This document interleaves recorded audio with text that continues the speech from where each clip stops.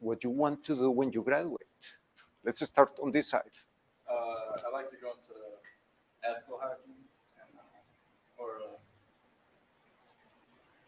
mainly that's like ethical hacking. And for work, what would you like to do? Either contracting or like government work. Very good. What about you? Probably like software engineer, but I'm still like deciding stuff like that. Do you have any ideal place to work at? No, I guess I'm particular right now. Very good. What about you? Software engineering as well. I don't have a specific place. Okay. What about you? Software engineering too, but also data analytics and AI as well. Okay. What about you? I'm currently doing some government contract work, and I'm interested in cybersecurity, especially regarding IoT devices. Okay. What about you? Whatever I can do to retire. Well, you can retire at 90. So it really depends on what age. 90. That depends on what do you want. When do you want to retire? As soon as possible. That's a different thing. Okay. Yeah, Pablo Escobar has some associates still in the US. But of course, you know how he ended, right? So please don't. Hopefully go into industry as software engineering, data science, somewhere in the mix maybe, and hopefully start my own company or my business, create a project, something along those lines later down the road, gain experience. That sounds good. What about you? Data scientists. Going to data science, focusing on like AI, probably deep learning in that sense, but I don't know, this Datathon might change my mind. Well, for the best, for the better, I hope. Yeah. What about you? I'm currently applying for PhD programs in bioinformatics. So I'm still trying to figure out if I want to stay in academia or work for a biotech company later on. Very good. What about you? I'm working for the DoD in cybersecurity after I graduate. Excellent. So it's very interesting. Only one of you said, well, maybe I want to start my own business. Not everybody has to start their own business. It's perfectly fine to go and work for somebody. Look, I'm working for somebody. I'm working for the state of Texas. I'm a public employee as a professor. And I'm very happy with it. I wouldn't change it. But I did this side of the house as well. So what I'm going to tell you comes not from principle. I'm not pontificating from stuff that I don't know about. I created my first company when I was 23. It was a publishing company. And I got contracts. I actually bought my first car with the contracts that I got. Then I created 3 more after that. And I have gotten some success, some others that are not so successful. I can tell you that my most profitable venture was a nonprofit company. Because you can set whatever salary you want. The only difference between a nonprofit and a for-profit is that you cannot distribute profits in a nonprofit. That doesn't mean that you cannot make money. Yeah, you can make money. Just at the end of the year, you have to say, this belongs to the nonprofit. Of course, you can set your salary at whatever you want. You're saying like no shareholders? There are no shareholders in a nonprofit. In a nonprofit, there is a president, there is no CEO. But in a nonprofit, you have a board. And board members can be appointed as voting members or non-voting members, but whoever is employed is an employee. One of the best paid presidents of nonprofits was the president of the Boy Scouts. $7 million per year. And it's a nonprofit. Of course, did they survive the lawsuit? I don't know. They had a $1 billion lawsuit due to all the abuses of decades with kids in the Boy Scouts. Let's not even go there. Let's talk instead about what we're going to do today. So a little bit of why do we want to talk about it. Pricing and billing, this is the most difficult part when you're thinking about a venture, doing something on your own, creating your own business. If you want to be your own boss or somebody else's boss, there are multiple options for doing this. So there are different mechanisms, vehicles for this. Let's talk about intellectual property and taxes. So motivation. Money is not the most important thing in life. There are more important things, but money is the lubricant. Without money, it's very difficult to survive in this world. So it is there in the background. Nothing practical happens without money. So you need to know, how is it made? How does it flow? And how does it influence most of the things that happen? A business model or a company, a business that you can create, is just a vessel that will help you sail an ocean of opportunities. And when you arrive to the next port, you can reuse the vessel or just toss it and create a new vessel. Many companies are created with a specific purpose, that once the purpose is fulfilled, the company can go away. If you're going to sell your services, knowing how to charge is extremely important. And I'm going to give you a few indications of how do you build your time. And the most important is that if you're looking for opportunities, those opportunities will arrive. There are plenty. You just need to know where to look.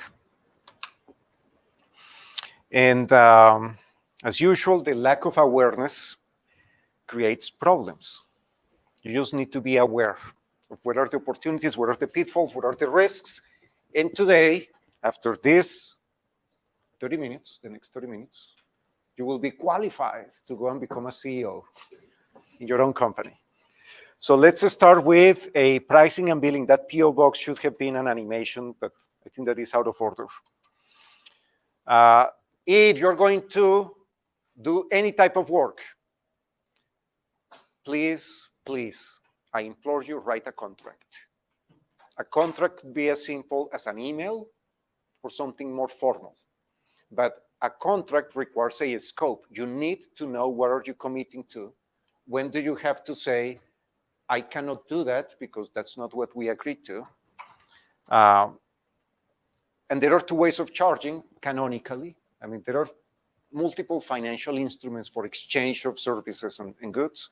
This is not the only thing, but labor and materials or fixed price is the most common. You say, yeah, I'll analyze that data for $10. That's it. It doesn't matter that it takes you 1 year or 5 minutes. It's $10. That's fixed price. Or you can say, I'll charge you $150 an hour, whatever it takes. And they can tell you, sure. Keep copy of your invoices, and everything requires an invoice. Do not move money without an invoice. If somebody sells something for your business, and then you have your startup money, you got $100 in your pocket, this is how you start your company, and then you purchase your first, whatever, used NUC, and that's your computing material, then just write yourself an invoice. You could write it yourself and give it to the person who sold it to you, so you keep a paper track, because audits happen, for taxes especially. Once you get money, just remember, it's not all yours. You have to pay your taxes. And people get in trouble. You know that Shakira might go to jail? Because she didn't pay her taxes. So it's real. How much would you charge for 1 hour? The most common question, and this is where I see a lot of people making mistakes. Let's say that somebody tells you, come to my place, whatever that is. Could be the office, could be the farm, could be the mine. And I need you to just come and do this. If you travel, charge for 12 hours. Flat. You can say, if I'm going to be on site, it's going to be 12 hours at my unit price per hour, and that's it. Because some people might say, no, but you just work 4 hours. Yes, but I had to travel 2 days to get there. So my time is worthwhile. You don't need to charge only for the time that you're coding. You have to take that into account. There is all the activities that go around. This is an old line. I deliver this lecture every year to my students. So yeah, it's kind of low. Yes, very low. This is for a recent graduate student. A recent graduate student today can start at 200 per hour, yes? How much do you think a lawyer charges per hour? Yeah, good one. 700, 2,000, 5,000 an hour. So don't start thinking that you're in the wrong business. No, you're in the right business. But it's just, it's different. This is something like, this is a real invoice of a business that I used to have. This is 2010, 12 years ago. I sold services around the world. I had clients in Canada, the Netherlands, in Colombia, in Venezuela, here in the US. These were just data analysis services. I have been doing this for a long time. People need stuff. And if you tell those people, yes, I can give you the answer with your data, they will come to you. So Mr. Sobolski was consulting services for $6,000 as described, plus he was reimbursing me for a MATLAB license, and the total was blah, and payment method. These are the things that you need to have in your invoice. To whom? Invoice number. Always put an invoice number. This is for audit purposes. You can start at whatever number. You can start at 1,075. Doesn't matter. You just start at an arbitrary number, but put it there for reference, for auditing purposes. The date, to whom, payment term, payment form, payment method, and then, of course, wire transfer. If you transfer more than $10,000, US law says that an automatic flag is triggered for the IRS. So if you can, for practical purposes, require payments under 10,000 might decrease your likelihood of being audited, which is always good. Just keep that in mind. It's not always possible, but just keep that in mind. So just keep it on 10K. Look, if you're providing services for somebody who is going to pay you a ton of money, and you're over 10,000, you can simply say, hey, let's do bi-monthly payment for the service and contract, and then this is 7,000, the other 7,000 is 14,000. I mean, it's just something along those lines. It's a minimal consideration. Don't drive your business strategy on keeping everything under 10,000. That doesn't work. But it's just a minimal consideration. Now, what type of business can you create? And we will go in a moment into step by step, how do you do it in Texas?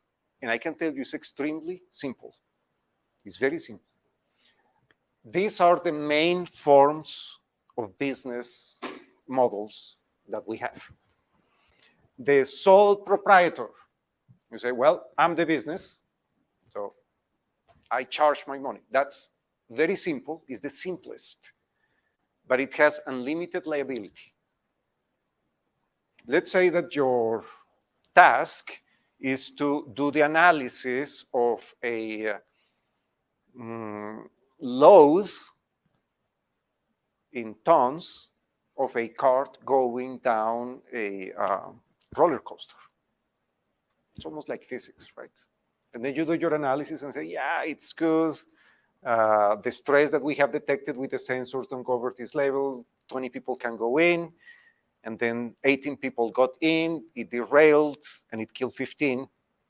Then you have 15 lawsuits going for $100 million each, and you are on the hook for every single cent of that. That's why you might want to consider something like LLC, Limited Liability Company. With limited liability, you declare the capital that you have in your business, and your business cannot be sued for more than what the business owns. So it shields people from liability. it's a better proposition than sole proprietor, but it increases a little bit the complexity of filing taxes. Who has an LLC? Amazon is an LLC. So it's not like only small businesses can be an LLC. No, it's a $1 trillion company can be an LLC. What was Amazon LLC like? What makes it? I don't understand. I'll show you in a moment. That's a very good question. When you create a company, you decide how you want to create it. We'll go there in just a moment. Cooperative, it requires no capital, is perpetual. Yes? What is limited life for the Limited liability. Like for the cons and Alan, limited life. Oh, limited life for the LLC that you can terminate it. So it's not that it expires. You have to renew every year the registration with the Secretary of State. So cooperatives are perpetual, so you don't have to renew that. Partnerships, very easy to set up. The problem is that you have joint and individual liability. So maybe you have heard the advice given by people in very informal settings. Be careful who you do business with. Be careful who you select for a partner, because you are on the hook once you have partnerships, individual partnerships. There are two types of corporations, C corporation and S corporation. C corporation, it's for domestic or foreign partners, and people are taxed twice. So personal income is taxed as dividend, and then the business itself is taxed. S corporation is no double taxing, so everything is taxed as income. The corporation doesn't get taxed directly. And then non-profit corporation is low cost, no profits, so you cannot take at the end of the year the money that you have left and share. You have to keep it there, or just give yourself a salary. Okay. So let's see, how do you create a business? This is the trick. How do you create a business? You go to the Secretary of State. In this case, the Secretary of State of Texas. You go to the website and you say, I want to create a business. And you pay $100, depending on the type of business. They give you an approval, just a screenshot, and I'll show you what it looks like. And then 2 weeks later, or 1 week later, you get a Texas state employer identification number. With that number, you go to the IRS online, and then you get a federal employer identification number in 5 minutes. So it's very easy. After you get that, well, actually, 3 or 2 are inverted. You go and open a bank account. You can open a business bank account with $50, with $20. I mean, some banks have a minimum. So you can just go, say, I have my employer identification number, federal and state. You need both. And I want my business account. You walk out of that bank with a debit card and a checkbook for your checking business account.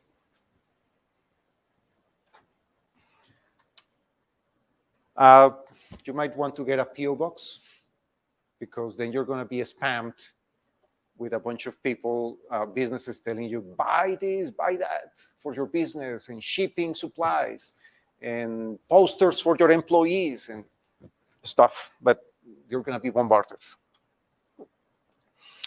Then hire somebody to do your taxes and create an online presence. So taxes, don't do it yourself. Don't do them yourself. You can hire companies like, Avalera or Intuit for business, and you just submit whatever $100 that you have charged for consulting, and they will do the taxes for you. They fill the forms. You have to sign, approve, and then maybe mail yourself or they do it for you, and then you need a business presence. If you add all this amount, is probably $300 to create a business, more or less. But if you take all these steps, which take, in the state of Texas, 2 weeks due to the delay in obtaining the employer identification number with the state authority, you have to receive a physical letter. They don't give it to you online. If you go to the state of Florida, you can get your employer identification number in 3 minutes, and then your IRS in another 5 minutes. So in the state of Florida, from the moment you say, I want a business, to the moment you have a business is about half an hour, literally. And then if you happen to do that at the door of the bank, you add another half an hour, and then you get your checking account for your business. Literally, I'm not exaggerating.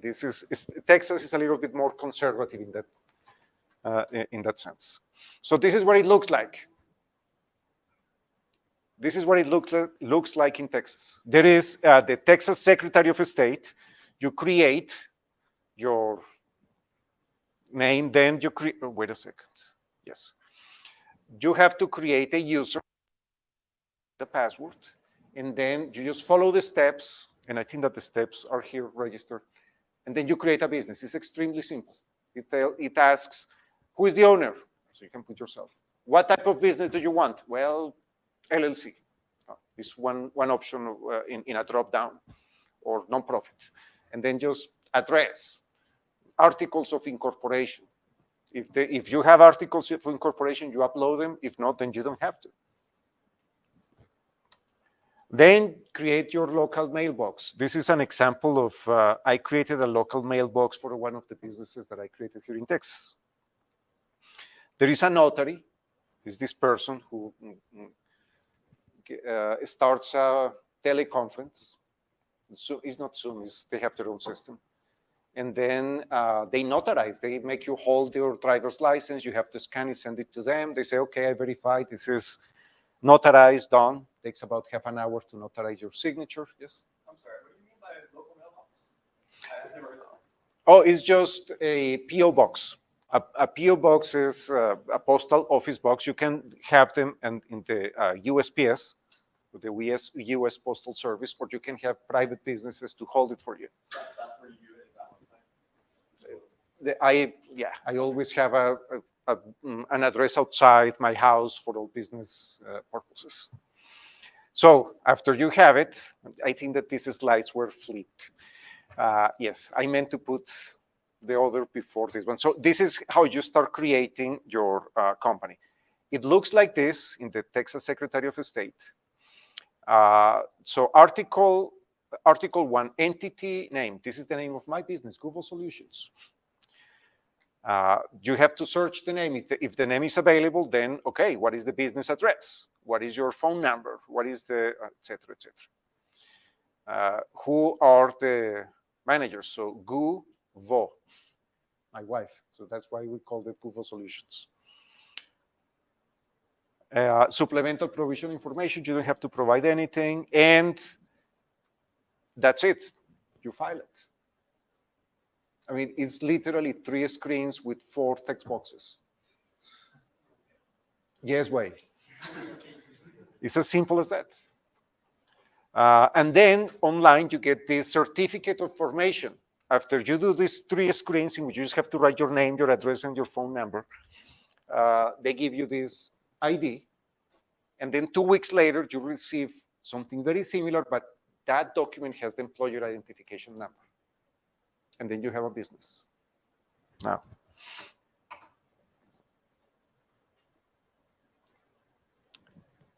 Yes. So for the address you put in there on that site, is that the address you put the PO box in, or you attach it to your So that's, yes, that's a delicate matter. It depends on what you want to do with your business. In the state of Texas, you can't set a mailbox. They don't allow, the Secretary of State does not allow a USPS post office box as the address for your business, but you can use a private mailbox business. The Secretary of State in Texas allows it. If you're going to do business only in Texas, that's fine. But if you want to register with the federal government, you need a physical address. And that's why if you go to Google Maps and you zoom in the middle of suburbs and neighborhoods, you will see that a house sometimes has the name of a business. Like, what the heck? I have never seen a sign in this house. It's because somebody registered a business with that address with the federal government. And then Google grabs that data and shows that in their maps, yes. Is that if you want to do business outside of the state, what's the requirements for that? Why would you do that? The federal government is the largest, the US federal government is the largest enterprise in the planet. So there is a lot of business to be made with the US federal government. I'll show you in a moment how you can register for SAMS, which is the registry for business. For that, you need a physical address. And you can be strategic on how do you create your business. There are advantages for first generation, for example. If you have people from traditionally disadvantaged groups, you get a benefit that gives you points to get contracts. Female-owned business, get a little boost. So partner with people. And then you get a little bit of an advantage. But even if you don't have that advantage, you can still compete in a market that is hundreds of billions of dollars.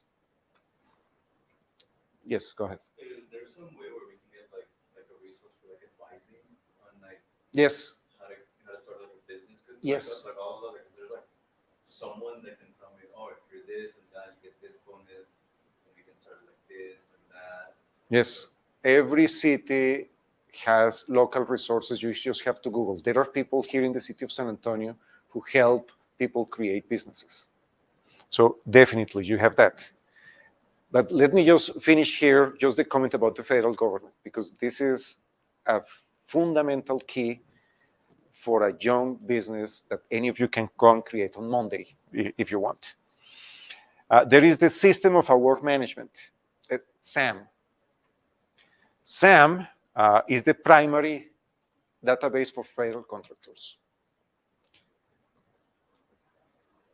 You need something called the DUNS number and the Federal Employer Identification Number.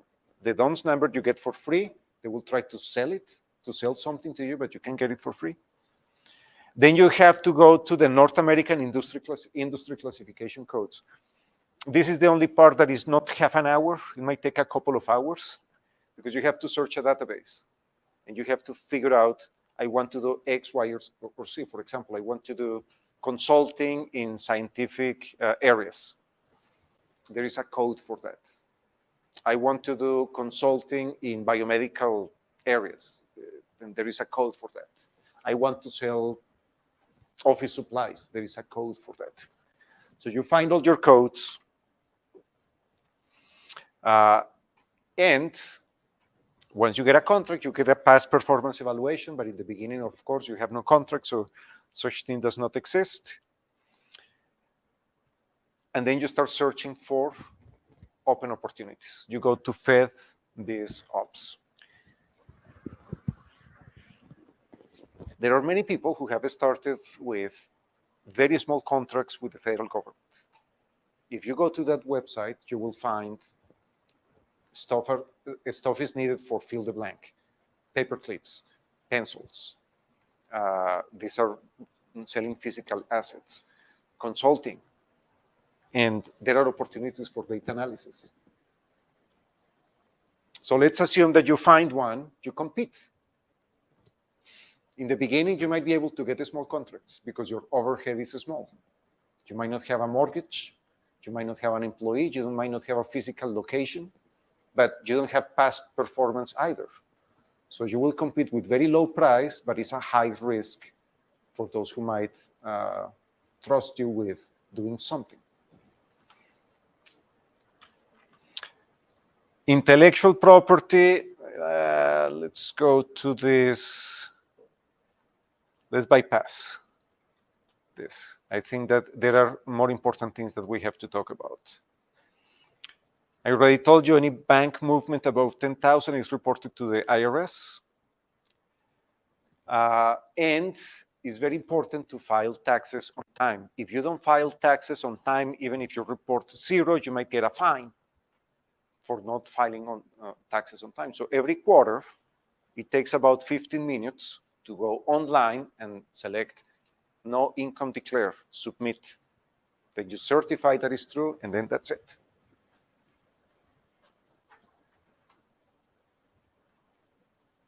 This is name registration. For now, it might not be a problem, but if you create a business and you want to expand to multiple states, you might need to register the same business in multiple states, because business registration starts at individual states. Yes, Is go that ahead. a reason to register with the federal government to not have to do that multiple times? No, that's a different reason. That was just You- for contracting. Yes, let's say that you're here in Texas, and then you're going to do consulting services for the state of Oklahoma.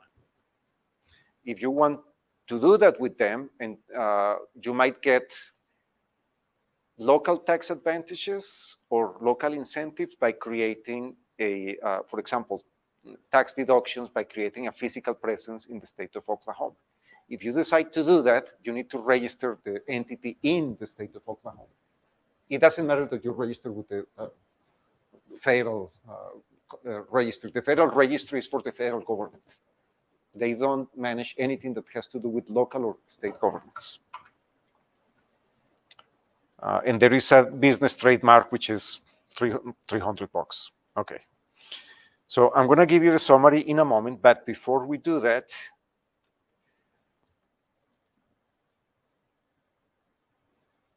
I posted here several report templates. This commentary that follows is not about the report that you're going to use for your data project. This is, if you get a federal contract, you might need to follow certain standards. So I invite you to examine what is in that folder. But I want to focus on a subfolder, which is a LaTeX template. Who among you use LaTeX? A few of you, okay. So there is the LaTeX source. You're welcome to use it. One of the most profitable line of business that I have found as a side gig is expert witness in trials. If you're an expert witness in a trial, because with availability of data is becoming more and more common that a lawyer needs to make an argument based on whatever evidence could be, for example, GPS location, a phone log. You might need to, or you might want to use something called the Federal Rules of Civil Procedure. Use this template, just read it, keep it aside, because if that opportunity ever happens to you, you can refer to it. This Federal Rule of Civil Procedure has a very specific format on how do you present information. You have to make a complete statement of every opinion expressed by the expert, as well as the basis for each opinion, the data, facts, and or information, and that's where references come, a summary of the expert witness qualifications, compensation, and a list of any other cases in which the expert has testified. So I removed, this is one that I did last year. I removed everything except a few things. So this is how you present expert opinion number 1. And then there is a statement, and then you support the statement with your expert opinion. What does an expert opinion look like? Salud. Here, for example, it was about the access to a hotel room given a device because the log in one lock was identical to the log in another lock, and somebody stole ton of money from one room. So there was the question, how is it possible that the two logs are the same? So somebody altered the log. A very common occurrence is just compute the probability of something. It's just the most common thing that you will do in expert trials. So as an expert, not necessarily because you're an expert in logs, like in this case, but you're an educated person who can go and read a manual, read the literature, and figure things out in the same way that you're figuring things out with this data exercise. And you're figuring out that the data dictionaries are ambiguous and that not everything is perfect as in the real world. Is the same. You go and you have to read, acquire information, compile it, and present it. So this is just technical specifications. And then, you better took your math classes because then you're going to have to compute probabilities. And then according to the law of total probability, we're going to compute something. And once you compute, it helps. I mean, these are just the part of the report. I think that I included in this one a comparison. Yes. So this helps make the case sometimes. So I was computing the probability of something. To bring it to the jury, it was like, okay, so this thing that happened has a probability lower than the probability that a 22 rifle with diameter 0.22 inches and a range of 1 mile is tossed upward, spinning, fires a bullet in mid-air, and hits a target of size 1/4, randomly located within a radius of 1 mile. Is that a viable thing? Yeah, maybe once in the history of the universe. But I wouldn't bet my mortgage on that. I mean, this is the type of stories that you can tell when you do the analysis. And remember, I don't know if some of you were here. Some of you were here this morning, I see now. We were talking about the narrative that you create with data, that you can create with data.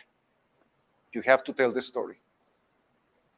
You can say, when the police officer opened the door, there was Joko the clown with a knife in the hand, and the person was with the hand like that, and then he tossed aside and looked at you, and then the person was writing with his blood, was Joko on the floor. Sometimes the certainty of that something happened is a probability larger than that, than Joko the clown killed somebody. You tell the story, people understand it. If you just tell to a jury or to somebody who is not versed in these matters, look, there it is. I'm going to tell you, what? That's a spaghetti. It's all... Okay, go ahead. Where did you come up with that analogy? What analogy? The right long rifle. You can compute it very simply. You can read technical information. So I just went and searched what is the range of a 22 rifle. It's about 1 mile. And then what is the diameter of a 22? So just do diameter or radius, 1 mile, square, 1 mile, square, times pi, which is the area of a circle. And then you divide the area of the tip of a bullet by this area and gives you 10 to the minus 13. Or 10 to, and then the probability that was computed on the other was 10 to the minus 15. And I say, okay, this is orders of magnitude more likely than this other thing that happened. And actually in this one, once we finished the report, the attorney went to the other attorney. They didn't even wait to the trial. And they just said, do you want to settle now? And they settled on that case. Actually, it has happened to me 3 times that they settled because once they tell this person, I have my guy is a mathematician who knows how to analyze this data. The other guys say, my data guy is not a mathematician. And then they run. And then they settle. Yes, go ahead. Okay, I have a question. Like, whenever you present this data to like a jury or a judge, how do they know that someone isn't making this up? I don't know. That's credibility. And that's why you have to make an analysis that is reproducible. Yeah. Absolutely reproducible. And of course, the only thing that you have in this world is your name. Everything else goes. But people remember your name and what you do. So you have to be careful with your reputation. You have to produce an analysis that is reproducible. just showing a step by step. And that's why here, for example, my opinion is that it takes this much time to clear the room. Therefore, the two logs or the time in the between the two logs could have not been cleaning, because here is the evidence. All these manuscripts that is research from around the world. And if you go to the sources, which is here, it just shows fact sheets, things that are publicly available, or peer-reviewed articles that have been already vetted by a community. So that's what makes these things credible. And that's how you can convince let's not talk only about the jury, somebody who is interested in what you might be able to offer, by providing support, by putting forward a narrative. That's what makes the difference. So we can come back now to the summary. There is an ocean of opportunities, guaranteed. SAM is the source, and FedBizOps is, actually FedBizOps has been rebranded, relaunched, but you can search the Federal Registry for Business, whatever name it has now. You just search data analysis, page after page. And maybe something will happen. If you want to do business privately, you're going to need about $100 to register it, annual registration, and your online presence. That could be, I mean, all of you know how to create a website. Of course, you might want a domain for your website. And doesn't have to be extremely fancy. It can be something extremely simple. Let me give you an example. Could be, is this one, www.guvosolutions.com. There you go. It's just the template that comes with the Google Sites. Expertise, precision, accuracy. And I don't need to advertise this. This is just to give people confidence. Yes, there is a business there. Here is all the paperwork that goes with it, and so on. Yes? So, yes. So you had several businesses in your life. What made you want to choose a career in academia? Why not continue with bigger businesses, or why not just focus on your businesses? Life is complicated. So when I created my first business at age 23, and I got my first contract, life was good. But violence was too high in Colombia. So I had to leave.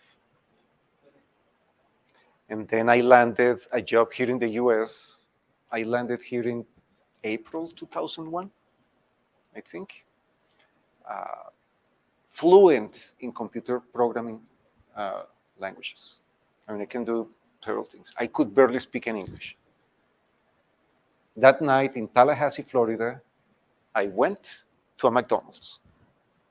And this big dude in McDonald's started talking, and he's like, I don't understand what you're saying.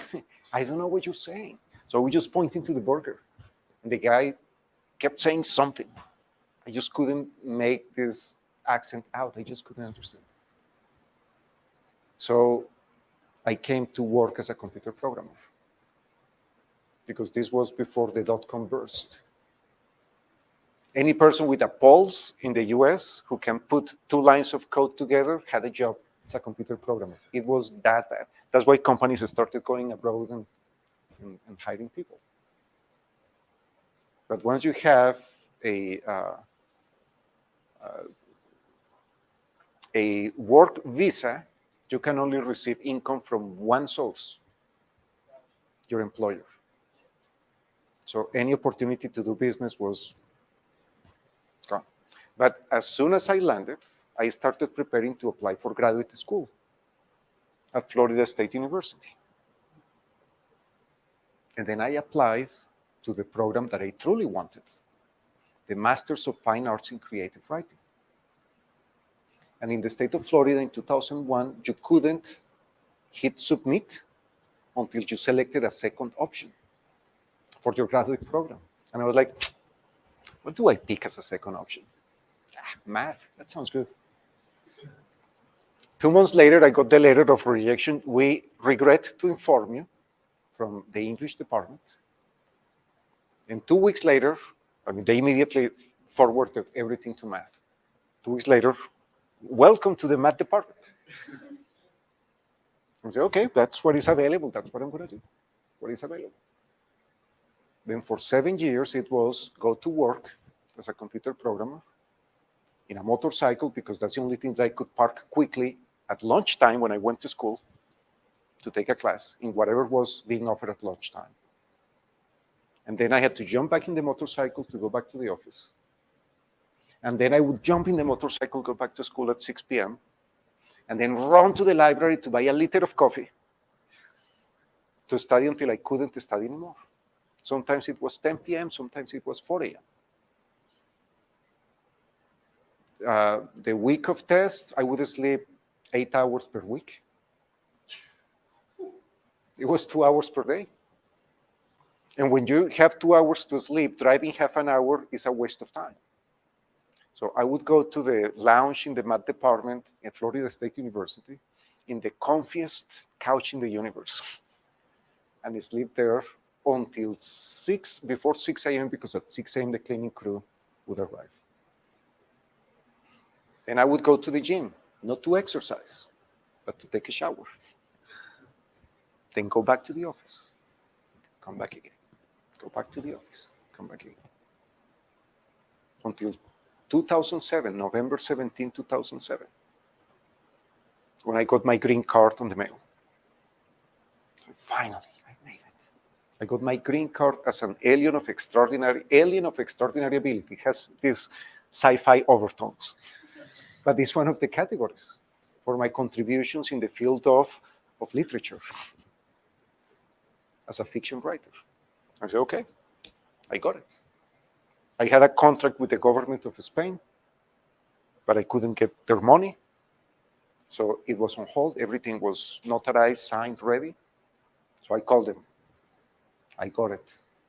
I got my green card. Wait 1 hour. I went to the Secretary of State of the Department of State, Secretary of State in the state of Texas. Created the first business in the US that day. By 2 p.m., I had a nonprofit called Caviar Incorporated, Centro Avanzado de Investigación en Inteligencia Artificial, or Advanced Research Center in Artificial Intelligence, to satisfy that contract with the Spanish government.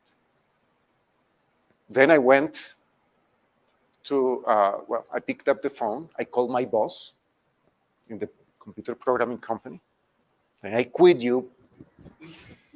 Made my life miserable for many years. So I confirmed later, look, I have this federal employee identification number, is this. The contract is ready, send the money. Here is the bank account. 1 hour later, I got the confirmation. Money's on the way. You have it tomorrow, $100,000. That day, I went to school to study. I was a graduate student. So I went to buy my liter of coffee to study for the night. And then the barista asked me, wow, you're smiling, you're radiant today, what happened? Well, that barista is my wife. So be careful who do you smile to, because you never know. And then we have a business together and we have kids together and so on. But the point is,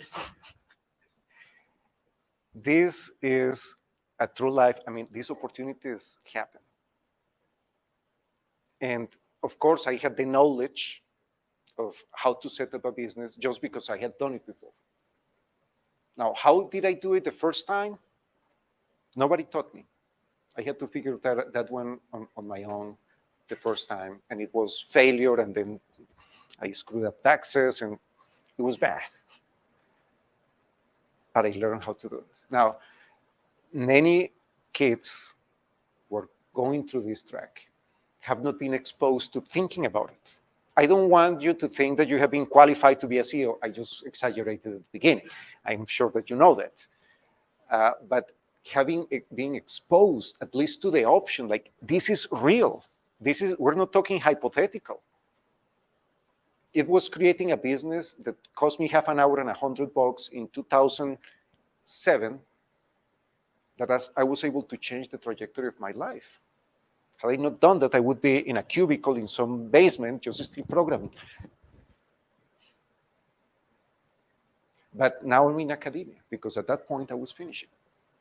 And it was very difficult to change trajectories. And I wouldn't change for anything what I'm doing now. Because now I'm affecting the life, hopefully positively, of a very large number of people. So this is not about the money. Although I couldn't call myself destitute, but this is not about the money. And this is something important that you need to ask yourselves. What do you truly want? Because I was miserable in that job that I had as a computer programmer. Not to tell you don't become a computer programmer, but you must know that is the job with the highest turnover. I mean, you can get burnt very quickly because it's very tough. It's not because it's difficult, it's tough because it's easy. Seriously. If you're a professional computer programmer and you're doing that every day, while you're figuring things out, it's exciting because you're figuring things out. But once you figure them out, you're saying, oh, it's the same thing again. And the same thing again. And then people get tired, get burnt out, and they quit and they change jobs to learn something new. So those are the things that you need to be aware of. I hope that this at least has sparked the curiosity. Go and figure out how to create your own business. Go and figure out who is providing advice locally for creating businesses. And just do it. You don't need a ton of capital. There is the misconception that if you don't have $1 million, there is no business. That's not the case. You might not be able to employ people. You might not be able to pay yourself a salary, but you might have a business. That is just a vessel waiting for the opportunity. No vessel, no sailing. So you better get the vessel. Okay. Any more questions or comments? Go ahead. Let's say you're creating like an app or something. You need to create a business. Like, what type of like routes do you go? Like do you need to create like register that with the Secretary of State? Like, let's say it's just like a simple like game, like some like Software is extremely difficult. It's a very difficult industry. You have to be aware of that. It's very difficult because you create the app, you put it out, somebody figures out, I can copy that, another kid, or somebody who's paying Indian programmers $1 an hour, and then you get pushed out of the market. So there are strategies for software. I don't think that we have enough time to talk about that today, but just be very careful with software because there is this gap between having an idea and having a product with a market. And many people have ideas, but filling the gap is difficult. There is this series of steps that you have to take. Understand what is the potential market. Are you going to satisfy a need? Do you have competition? Who is the competition? If there is no competition, if you have this fabulous idea that nobody else has filled in, then you need to be able to complete the app to the level that is marketable. And that usually requires time and people and salaries. So then you need capital. And many times there are people sitting on money, they don't know what to do with it. I'm not exaggerating. You just don't know where to invest. Bond, that's going to give them 3% or whatever. You might be able to talk to some of those and tell, look, I can give you more if you give me your money. And those are venture capital investors. It's difficult. There are very successful software companies. There are software companies that develop products for a niche market. So if you have a niche and you found that there is this need and you have the solution for that market, we have somebody who is working in one of those companies to provide that software, and you might be able to generate cash flow. Because once you have a business going and you're living off that business, the factor that defines you have a business is cash flow. If you have cash, you can pay bills, because bills are due monthly. Electricity, water, phone, mortgage, food, all those things are due. So I'm not trying to discourage you, just trying to tell you it's very difficult, particularly with software, but it's not impossible. The last thing that I want to show you is this. Let's use Google Chrome.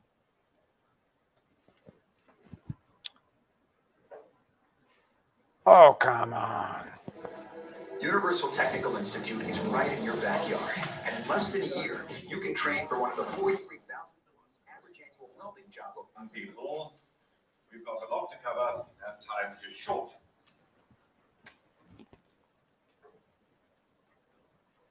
There are two kinds of people in business today, the quick and the dead. So rather than waste your time this semester with a lot of useless theories, we're going to jump right in with both feet and create a fictional company from the ground up. We'll construct our physical plant. We'll set up an efficient administrative and executive structure. Then we'll manufacture our product and market it. I think you'll find it very interesting and a lot of fun. So let's start by looking at construction costs of our new factory. What's the product? That is immaterial for the purposes of our discussion here, but if it makes you happy, let's say we're making tape recorders. Tape recorders? Are you kidding? The Japs will kill us on a labor course. Okay, fine. Then let's just say they're widgets. What's a widget? It's a fictional product. It doesn't matter. Doesn't matter. Tell that to the bank. Take it easy. It's the first thing. On the board, you will see a cost analysis for construction of a 30,000 square foot facility, which will encompass both factory and office space, and is fully serviced by all utilities, a railroad spur line, and a 4-bay shipping dock. Oh, why build? You're better off leasing at $1.25, $1.50 a square foot. Take your down payment, put it into CDs, or something else you can roll over every couple of months. Thank you, Mr. Mellon. But we'll be concentrating on finance a little later in the term. For the time being, let's just concentrate on the construction figures, shall we? You will see the final bottom line requires the factoring in of not just the material and construction costs, but also the architect's fees and the costs of land servicing. Oh, you left out a bunch of stuff. Oh, really? Like what, for instance? Well, first of all, you're going to have to grease local politicians for the sudden zoning problems that always come up. That is the kickback for the carpenters.